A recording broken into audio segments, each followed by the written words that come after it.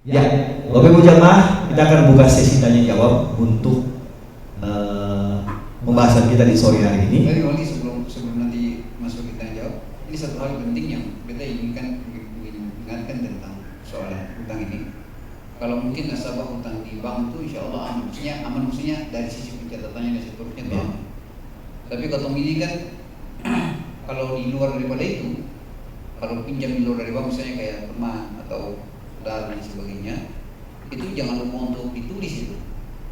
Jadi dalam Al-Quran kita mesti sama-sama ingat lagi kembali bahwa satu ayat yang paling terbanyak dalam Al-Quran itu bicara tentang hutang. Ya, kalau di surat Al-Baqarah itu, kalau buka Mushaf Utsmani dari atas sampai bawah satu ayat itu bicara tentang hutang. Ya mungkin kalau di bank pasti jelas potong hutang berapa dan seterusnya, bayarnya kapan dan seterusnya, ya. Tapi kalau kadang-kadang hutang dengan orang, jangankan hutang yang lebih parah lagi itu biasanya hutang-hutang yang kecil. Ada 10.000 saya pinjam dong. Kata pinjam itu bahaya tuh. Jadi kalau mau bilang kasih, karena yang jadi ukurannya itu adalah kata-kata itu. Kalau misalnya bilang, ada 50.000 yang saya pakai, bisa. Lalu kalau bilang pinjam 50.000 dong, pinjam 50.000 sih kasih kembali, atau pinjam 1.000 rupiah dong, mau bayar akan parkir ini. Kalau bilang pinjam, maka 1.000 rupiah itu mesti dikembalikan, karena kata-katanya itu pinjam. Kecuali kalau bilang, minta 1.000 rupiah dong, par ini. Ya kalau mamper yang aman-aman sih terlalu merendahkan ya. Ada 1.000 rupiah terpakai kasih, pakai bayar aman, kira-kira begitu. Jadi itu mesti diingat itu. Bahkan kalau diinginkan lagi bukan hanya persoalan tulis, mesti ada saksi. Ada saksi yang melihat, dia pinjam dari beta 50 juta, ini saksinya ini, 2 orang ini. Dengan saksi, ditulis, tanda tangan. Pakai materai lain. Memang Islam mendesain begitu karena kemungkinan orang berubah berbohong dalam situasi itu sangat memungkinkan. Ya. Makanya Islam secara detail begitu. Tapi kalau utang di bank ya insya Allah saya bisa mengelak karena semua dokumennya jelas. Tapi kalau di luar yang ketemu biasa utang sedikit ya, yang 5.000 pinjam 5.000, 10.000, itu ketemu mesti nyatakan baik-baik. Ini beta ketemu semua. Ketemu pun bilang kata pinjam itu tuh jadi hutang kalau saya dikembalikan. Berarti kalau pesan makanan online, tiba-tiba biasa ibu-ibu kan biasa pesan makanan online, tiba-tiba bilang gini, saya bayar akan dulu. Saya biasanya yang kurang 1.000 rupiah, pinjam 1.000 rupiah dong. 1.000 rupiah pakai kasih kepada bapak ojek, habis itu ketemu makan lupa, itu jadi hutang. Dari awal bilangnya pinjam. Jadi insya Allah teman-teman mulai besok belajar jangan pakai kata pinjam. Minta sekali. Ikhlas ya habis. Tapi kalau pinjam, Ustaz bilang tadi 100 rupiah aja Allah masih itu sebagai pinjaman. Jadi mulai besok kita belajar untuk jangan menggunakan kata pinjam. Karena itu bisa jadi sebuah bahaya. Ini ibu-ibu yang biasa begitu. Sudah sih bayar kita pemakanan online itu dulu sih bayar akan dulu. Nanti kita ganti. Ganti sampai sekarang tiba-tiba orang tagih. Kapan kita bahkan sih bayar. Jadi kita sama-sama belajar. Dari sini ya istilahnya kecil-kecil tapi kita pada akhirnya tahu bahwa menggunakan kata pinjam itu jadi berbahaya dalam Islam. Karena itu dianggap sebagai bagian dari kita berhutang kepada orang. Oke. Kita dapat kabar yang akan bertanya Pak Zul Basalama. Silakan, mari Pak Zul.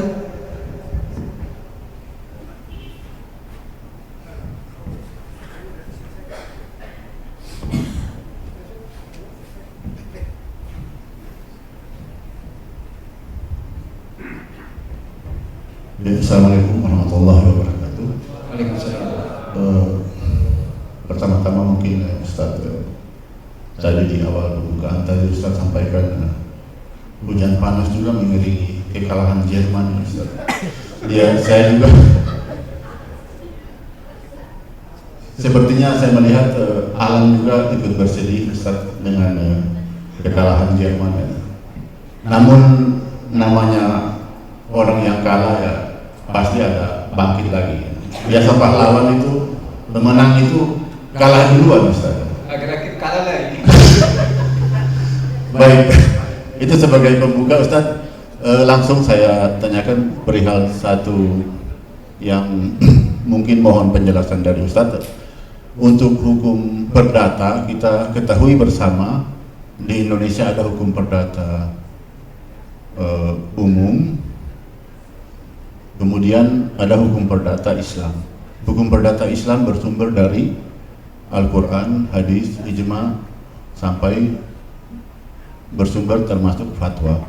Hukum perdata umum berdasarkan kitab undang-undang hukum perdata. Pertanyaan saya Ustadz, yang mana yang mau kita dahulukan, mana yang harus kita prioritaskan?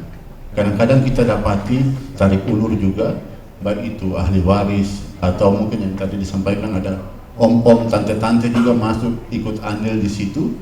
Kira-kira yang harus kita dahulukan itu seperti apa? Mohon penjelasan Ustadz. Terima kasih. Assalamualaikum warahmatullahi wabarakatuh.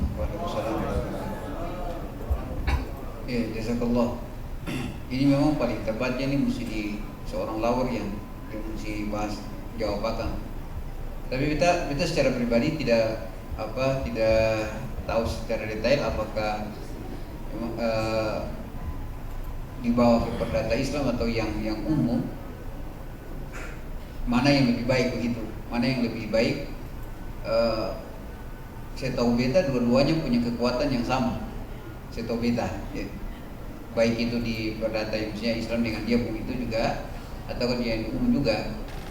Cuma kalau nanti misalnya hal-hal yang berkaitan dengan warisan ini, kalau dibawa ke perdata ini biasanya beta punya anak yang tahu itu kalau dalam ini ya, apakah dibagi sesuai dengan peraturan yang dibikin di dalam perdatanya secara umum, sehingga nanti pembagiannya akan berbeda dengan pembagian yang ada di dalam perdata yang Islam itu.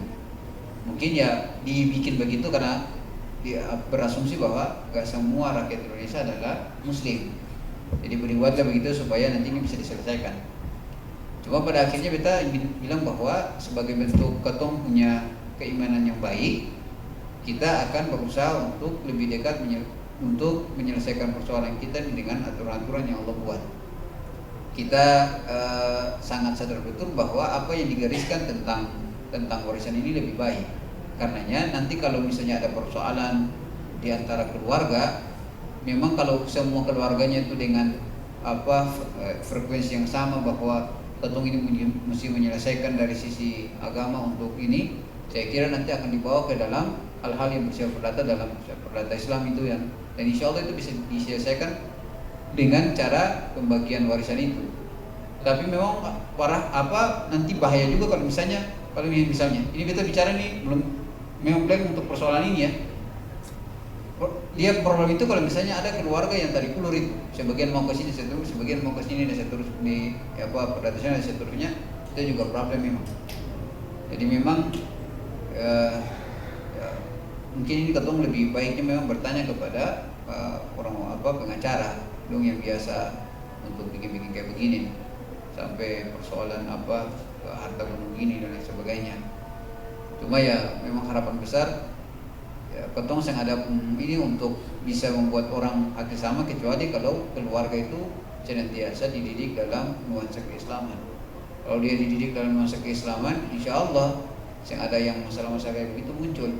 Dan memang tanggung jawab kedua orang tua yang mesti memastikan bahwa anak-anaknya ini mereka terdidik tumbuh dalam nuansa keislaman di dalam hukum mereka.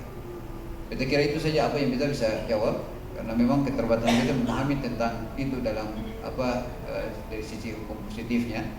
Ini karena yang kita bicara ini hanya ansih ini menghukum Islam toh. Tapi ini jadi masukan baik lah, biar ketemu juga bisa pelajari tentang bagaimana penyelesaian kayak begini ketika dibawa karena hukum di pengadilan dalam persoalan perdata, apakah dimasukkan ke perdata yang Islami ataukah perdata umum.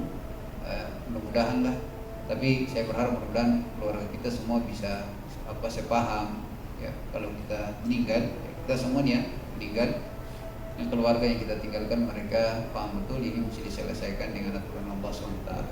Saya kira itu saja apa yang bisa kita jawab. Baik, Pak Zul, ya kita mungkin melihat pada situasinya Ustaz ya. Tidak semudah itu juga menetapkan bahwa harus mendahulukan hukum Islam atau mendahulukan hukum perdata yang dibuat oleh pemerintah. Oke, karena sudah memasuki waktu maghrib, kita break sebentar untuk kita sholat maghrib bersama. Jadi setelah sholat maghrib kita akan lanjutkan jika masih ada beberapa pertanyaan dari Bapak Ibu yang ingin bertanya terkait dengan apa-apa saja yang berkaitan dengan warisan. Tapi kalau ada pertanyaan di luar itu pun Ustadz tidak akan segan-segan untuk menjawab. Ya, kita akan sholat maghrib bersama. Saya akhiri sementara untuk kegiatan kita di sore hari ini. Wabillahi taufiq wal hidayah. Assalamualaikum warahmatullahi wabarakatuh. Tepat bagi seorang muslim yang tidur 2 hari berturut-turut dan dia tidak menuliskan wasiatnya. Jadi dia tidak cocok dia tidur 2 hari berturut-turut kecuali wasiatnya itu berada di bawah bantalnya. Makna pertama adalah karena tadi itu menjaga kemungkinan-kemungkinan ya kita innalillahi wa inna ilaihi rajiun tadi. Itu menjaga kemungkinan itu. Jadi apa hutang-hutang kita gak tahu, ya di wasiat itu akan didapati di situ. Yang kedua, ya kalau dijelaskan sama Imam Abu Hamid Al-Ghazali, kata beliau, menulis wasiat sebelum tidur itu adalah cara untuk membuat orang itu akan sadar. Ya. Ada Bapak Ibu yang udah menulis wasiat sebelum tidur ada? Ada belum? Sebentar malam cobalah untuk menulis, ya, dan rasakan sensasinya. Ya karena kalau menulis itu ya, menulis wasiat itu, ya Allah ini menulis. Ini maksudnya ya karena nanti dalam kajian saya ya di Masjid Al-Fatah itu jelaskan tentang ini ya apa Imam Al-Ghazali jelaskan tentang adab tidur. Salah satu adab tidur, jadi kata beliau tidur itu kan memang aktivitas yang sudah rutin kita lakukan, tapi Islam menjadikan rutinitas itu sebagai penambah iman. Sebagian kita kalau tidur bangun gak tambah iman, tapi kalau cara dengan adab yang beliau desain itu orang kalau tidur bangun tambah iman. Gimana gak tambah iman? Jadi dia sebelum tidur aja dia mesti nulis wasiat, ya. Tapi wasiatnya ditulis. Jadi kalau hadis saya menyebutkan gak cocok kalau 2 hari lebih dia gak nulis wasiat. Mestinya dia nulis ditaruh karena kemungkinan yang dilupa dan lain sebagainya, supaya nanti kayak kasus tadi yang disebutkan mereka lupa ya tidak sempat diberitahukan buat ahli waris, tidak nanti didapati di dalam wasiat itu. Yang kedua, kasus ini mode baru yang saya baru dapatin ya. Jadi hutan dia diasuransikan, lalu kemudian setelah meninggal asuransi mau bayar, tapi sebagian dari ahli waris gak mau kecuali dia bayar sendiri. Wallahu alam, ini mungkin kita butuh tapi ini jazakallah, ini artinya baru, saya pribadi belum tahu ininya ya, karena baru. Mungkin ini jadi masukan buat kami biar nanti disampaikan ke para asatidz juga yang memahami tentang caranya ini, cara mulai begini. Jadi hukumnya juga nanti jelas. Jadi saya gak pernah menjelaskan apakah boleh atau tidak itu dari sisi pandangan Islam. Tapi yang jelasnya bahwa ya kalau ada orang menggaransikan untuk membayar hutang, ini ya prinsipnya ya, kalau ada orang menggaransikan untuk membayar hutang seseorang yang sudah meninggal, maka itu jadi sah-sahkan saja. Seperti tadi yang cerita yang Rasulullah SAW enggan untuk menyolati salah seorang jenazah, tapi setelah ada garansi dari Ali bin Abi Thalib bahwa beliau akan membayar hutang fulan yang meninggal itu, maka Rasulullah kemudian melanjutkannya dengan sholat. Itu kira-kira yang bisa saya jelaskan karena ini persoalan baru. Ya nanti ya mudah-mudahan lah nanti kalau jadi ini buat teman-teman di MUI atau di teman-teman yang bergelut dalam dunia perbankan, ekonomi syariah, biar mereka juga bisa membahasnya. Saya kira itu aja yang bisa saya jawab. Wallahu a'lam bishawab. Iya. Jadi pertanyaan pertama tadi sudah terjawabkan ya. Minimal betul ya Ustadz bilang kalau tidur belajar tulis warisan tuh kayak rasa bagaimana ya? Tulis baru insya Allah kalau terjadi apa-apa rumah ini buat si A, si B, si C kayak gitu kan. Itu benar. Mungkin juga sekaligus untuk mengingatkan kita bahwa oh iya nanti supaya ingat bahwa kalau misalnya punya utang segera tertutupi biar pihak keluarga juga tahu bahwa kita punya hutang kepada orang lain. Nah, kalau memang yang kedua nih memang Ustadz di beberapa perbankan sekarang kalau ada orang berutang, pinjam, biasanya itu ada penjaminannya sekaligus di cover dengan asuransi tadi. Nah, cuman memang ada beberapa, terutama untuk teman-teman kita yang dari Ahlus Sunnah, ada beberapa yang Salafi dan segala macam, itu mereka memang agak keberatan kalau hutang itu ditutupi dan dibayarkan dengan asuransi. Makanya kita mesti ini kan mesti dipelajari lagi. Saya pribadi mungkin sudah ada, cuma tapi belum pelajari saja. Ya. Ya, masih ada Bapak Ibu yang ingin bertanya? Saya Ustaz. Baik, silakan Pak Rizal, setelah itu nanti di depan. Baik, Assalamualaikum warahmatullahi wabarakatuh. Assalamualaikum warahmatullahi wabarakatuh. Singkat saja Ustadz, sependek pengetahuan saya, yang menggugurkan waris seseorang itu ada 3 hal. Hamba sahaya, membunuh atau murtad ya Ustadz. Ya, tolong koreksi. Tapi ada beberapa kejadian hubungan anak dan orang tua itu selama hidup orang tua itu berjalan tidak baik. Timbul satu kasus, anaknya ini durhaka lah Ustaz. Jadi sepanjang hidup orang tua itu anak tidak pernah menghadirkan orang tua dalam hidupnya, bahkan bersifat durhaka buat orang tua. Pertanyaan saya Ustadz, apakah anak ini ketika orang tuanya meninggal dia punya hak waris masih ada tidak? Itu saja Ustadz. Assalamualaikum warahmatullahi wabarakatuh. Waalaikumsalam warahmatullahi wabarakatuh. Ya, betul tadi yang disebutkan tadi, hal-hal yang akan membatalkan seseorang itu mendapatkan harta warisan. Jadi dia misalnya murtad, lalu kemudian misalnya dia membunuh, ya, itu otomatis itu. Lalu yang tadi apa satu yang ketiga? Ya, kalau hamba sahaya budak nggak dapat. Cuma kita di zaman ini itu hampir-hampir gak dapat lagi. Kita yang namanya dunia perbudakan hampir-hampir gak ada lagi ya, gak ada lagi. Jadi banyak dibahas itu cuma 2 tadi aja. Kalau orang murtad atau misalnya dia membunuh ahli warisnya. Kalau dia bunuh orang misalnya bapaknya, ya ditanya-tanyain, Pak kapan mati Pak? Karena gak mati-mati. Udah, gue bunuh deh. Dibunuh itu, ya gak dapat. Kaedahnya dalam fikih, siapa yang menyegerakan sesuatu sebelum waktunya, uqiba bihurman, maka dia dihukumi dengan tidak mendapatkan apa yang semestinya dia dapatkan. Jadi ya ibaratnya kayak ini ya, kayak buah begitu, buah yang semestinya nanti dimakan waktu udah masak, tapi belum matang sudah diambil. Jadi kalau di sini kadang-kadang bapak-bapak, ibu-ibu yang tukang baraci dong suami akan duluan, ya, suami akan duluan ya, mangga apa gitu diambil duluan. Jadi 2 hal itu menjadi penghalang. Tapi kalau persoalan durhaka tidak ada penjelasannya, ya. Jadi durhaka itu tidak ada penjelasan bahwa anak durhaka gak dapat warisan, dia tetap dapat. Subhanallah. Jadi sampai bayangkan orang tua sampai meninggal pun dia masih berikan kebaikan kepada anak. Tapi kalau misalnya anak itu mengambil harta itu dan masih durhaka, itu memang itu anak itu memang bukan anak manusia itu. Anak apa? Anak kodok kayaknya. Ya, iblis. Iblis. Jadi kebaikan orang tua itu sampai dia meninggal pun kebaikan masih didapatkan oleh anaknya. Ada salah seorang ustadz yang menjelaskan, ayah atau ibu ya yang punya harta lebih itu, yang hartanya banyak, lalu kemudian dibagikan buat ahli waris, itu kalau waktu dia saat mereka bawa ke kubur, kalau dia bisa ngomong dia pasti ngomong.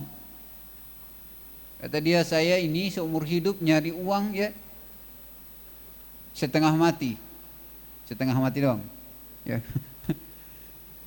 Setengah mati itu. kalian setelah sepeninggal saya, kalian ambil harta itu dengan cuma-cuma, ya, nggak capek-capek. Bapak hartanya 50 miliar, kita nggak capek-capek lagi cari itu. Nah, kebaikan orang tua itu ya mestinya kalau anak durhaka ya udahlah, bertobat gitu. Sebelum orang tuanya wafat ya cepat-cepatlah bertobat. Tapi kalau anaknya itu hubungannya dari awal gak bagus, tapi secara hukum syar'i tidak ada alasan untuk dia tidak mendapatkan harta warisan, karena cuma 3 itu saja. Nah, kalau saya bilang ya kalau dia dapat harta warisan ya dia mesti ingat-ingat bahwa kebaikan orang tuanya itu meskipun sudah wafat tapi dia masih mendapatkannya. Wallahu a'lam bishawab. Berarti sejahat-jahatnya seorang anak tidak akan dibunuh oleh orang tuanya sendiri ya Ustaz. Ya. Ya. Itu yang dibilang harimau tidak akan makan anaknya. Walaupun dia durhaka tapi tetap masih dapat harta warisan, tidak dihilangkan dalam aturan Islam. Tapi bukan berarti besok-besok ajar anak-anak berdurhaka.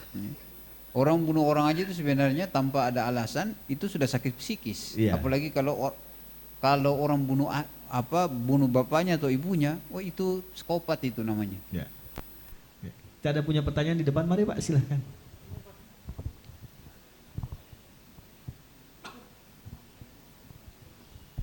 Baik, terima kasih. Assalamualaikum warahmatullahi wabarakatuh. Waalaikumsalam warahmatullahi wabarakatuh. Ustadz, ini terkait dengan hukum waris Islam ya. Ada misalnya ada 9 bersaudara, kakak adik. Mereka sudah menikah semua. Ada di antara 2 itu menikah tapi tidak punya anak. Ya. Yang satu ambil anak angkat, yang satu tidak. Ya. Yang punya anak angkat ini hartanya miliaran, ya, di atas 500 miliar. Ya, itu ada dari saudara kami. Terus meninggal, ya, meninggal. Yang satu juga, ya hartanya ya enggak terlalu banyak ya, masih di bawah 15 miliar. Meninggal juga, gitu ya. Itu laki-laki. Ini kakak adik yang meninggal itu dari 9 bersaudara ini laki-laki. Pertanyaannya Ustadz, bagaimana menurut hukum waris Islam ya mengenai harta bersamanya atau harta gonogini yang diperoleh waktu menikah? Apakah saudara kandung itu mempunyai hak? Kalau ada berapa persen? Yang pertama. Yang kedua, di antara harta-harta ini karena mungkin ya, karena ini 2 ini kebetulan ini istrinya mu'alaf. Ya, 2 ini kebetulan istrinya mu'alaf, 2 ini. Ya. Kayaknya karena mungkin dia sedikit tahu, ya, takut mungkin diambil atau ditanya oleh kakak adik kandungnya, maka sekarang menjauh. Begitu meninggal langsung menjauh. Dan mulai menjual tanah-tanah tersebut atau harta tersebut. Itu belum lagi kepunyaannya yang di bank. Jadi 2 mulai jual tapi pakai buku perdata ya jualnya. Karena dianggap kan sudah tidak ada ahli waris. Gitu. Jadi kira-kira gimana Ustadz menurut hukum waris Islam? Terima kasih. Wassalamualaikum warahmatullahi wabarakatuh. Assalamualaikum warahmatullahi wabarakatuh. Ini detailnya nanti diingat ya Pak ya, nanti disimpan untuk detailnya nanti ditanyakan kepada Direktur Rekesma nanti Ustadz Zul nanti secara detail. Saya hanya akan menjelaskan beberapa misalnya kayak anak angkat tadi. Berapa persen dan seterusnya itu nanti didetailkan sama Ustadz ini Zul aja. Saya nggak terlalu banyak paham tentang pembagiannya. Kalau 9 keluarga tadi ya, 9 bersaudara, ada 2 yang kemudian satu anaknya anak angkat, yang satunya lagi enggak, tapi yang anak angkat ini hartanya di atas 500-an lebih ya. Ya, yang satunya lagi enggak. Jadi kalau harta gonogini itu mesti diperjelas harta gonogininya itu sebelum nanti dibagikan dibagikan ke ahli waris dia yang meninggal. Karena nanti misalnya dari awal mereka bersepakat ketika harta gono-guni itu, misalnya dalam usaha mereka ya, pembagiannya berapa persen di antara mereka, misalnya keuntungan ini berapa persen, ini berapa persen, itu mesti dipisahkan. Karena kalau harta gono-guni kalau tidak dipisahkan dia tidak bisa dibagi karena ada hak orang di dalam. Yang kedua, untuk anak angkat, memang anak angkat itu gak dapat warisan. Karena dalam Islam untuk warisan itu hanya didapatkan oleh mereka yang berhubungan tali darah aja. Adapun anak angkat, karena tidak ada hubungan tali darah, maka dia tidak mendapatkan harta tersebut. Dia bisa mendapatkan jika si mayat itu, si almarhum atau almarhumah, menuliskan wasiat untuk diberikan kepada anak angkat tadi. Memang secara detailnya memang anak angkat ini hukum dalam Islam tidak dibenarkan. Anak angkat itu, dahulu Rasulullah SAW pernah mengangkat anak namanya Zaid, sehingga orang-orang saat itu memanggil Zaid itu dengan Zaid bin Muhammad. Tapi semenjak ayat Al-Quran turun menghilangkan yang namanya anak angkat, maka Zaid dikembalikan lagi nasabnya kepada bapaknya, yaitu Harisah. Ada orang manggil yang awalnya Zaid bin Muhammad, mereka panggil Zaid bin Harisah. Jadi anak angkat semenjak itu tidak ada dalam Islam.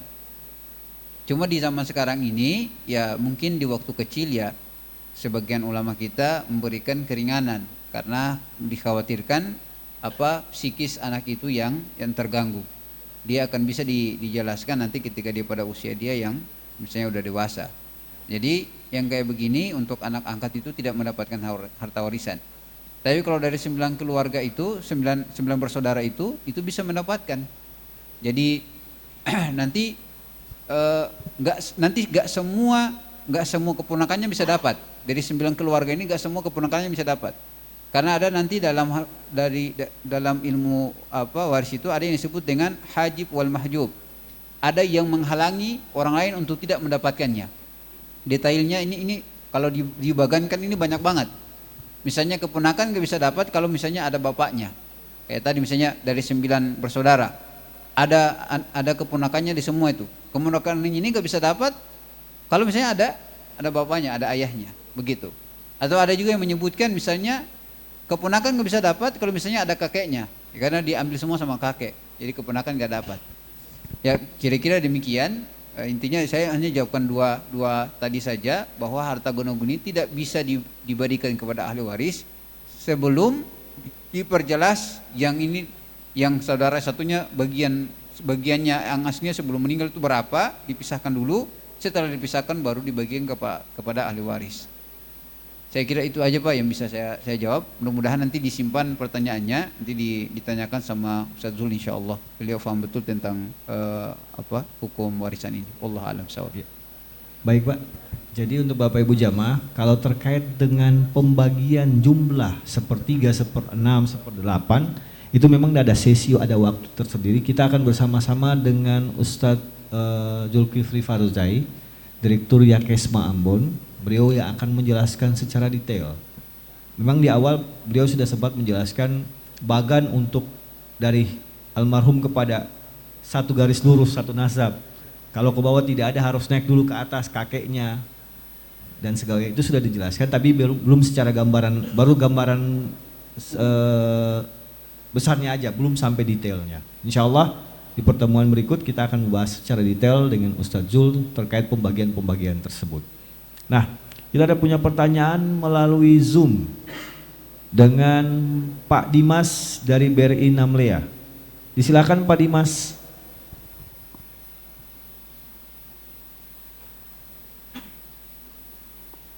Nggak kedengaran ya? Kalau gitu bisa chat aja di kolom Zoom, nanti disampaikan oleh teman-teman untuk kita bacakan pertanyaannya. Masih ada Bapak Ibu yang di sini yang ingin bertanya, masih seputaran dengan, silakan.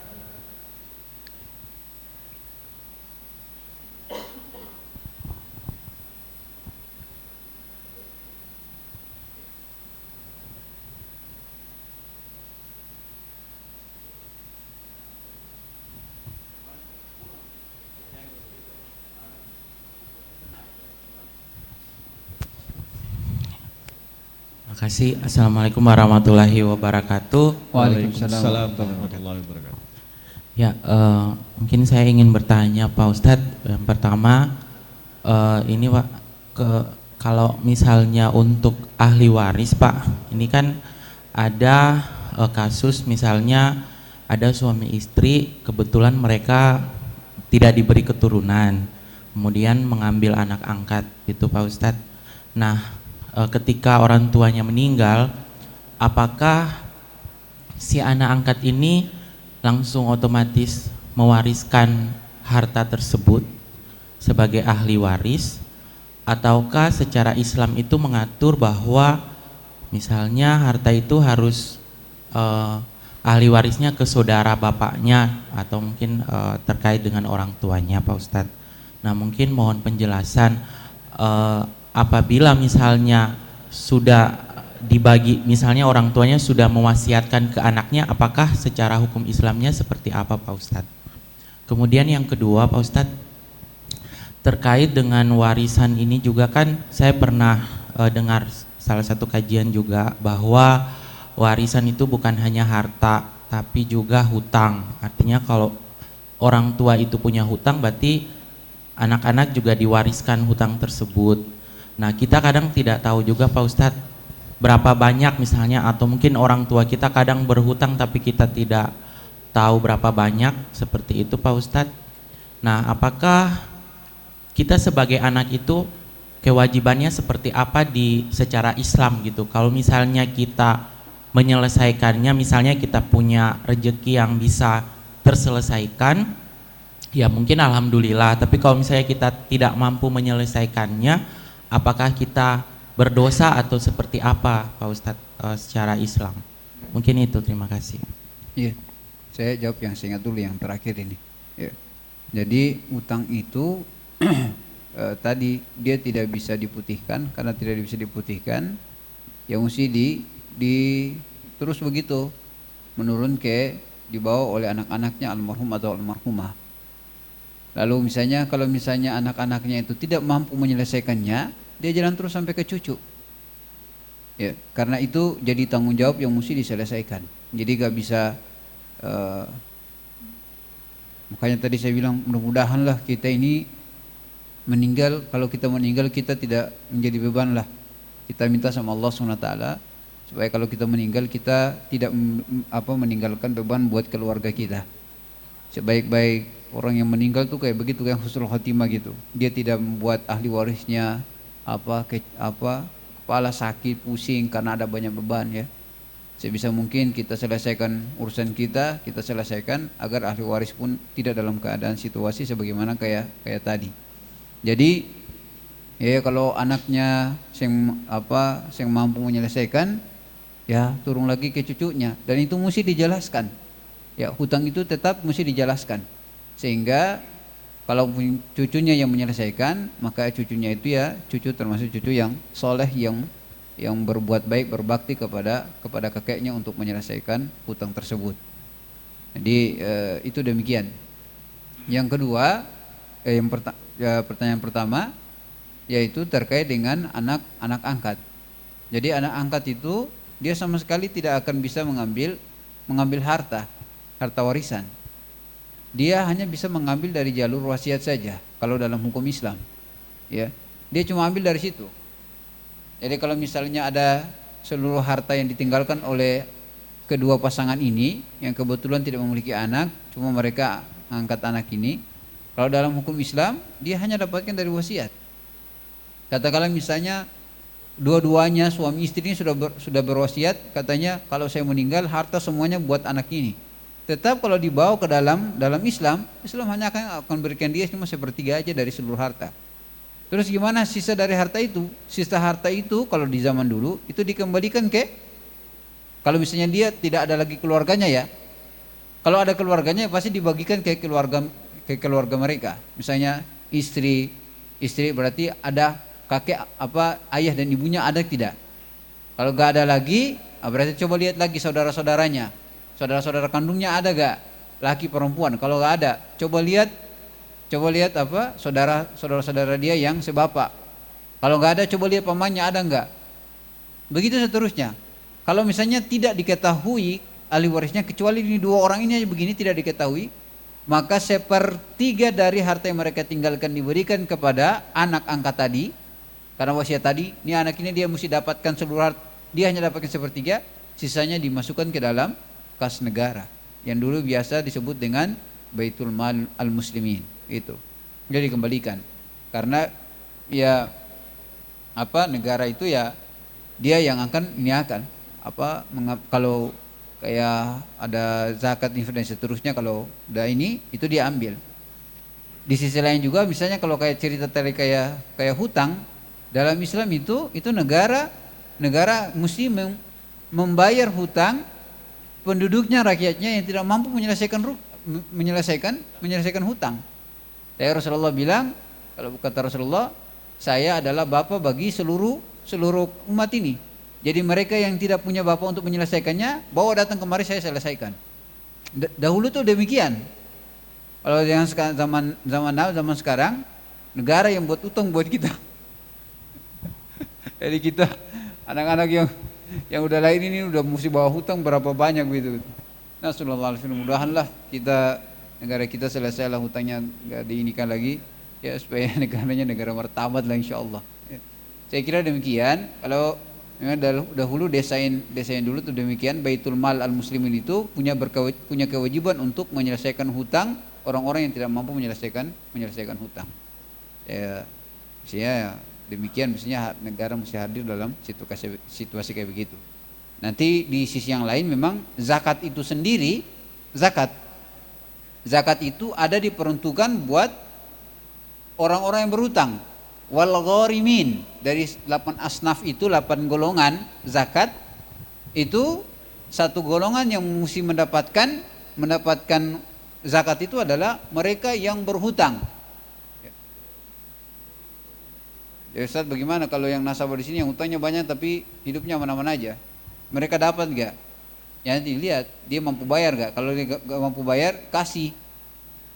Ya. Tapi kalau dia semampu ya oke, Thomas sendiri usahakan bayar.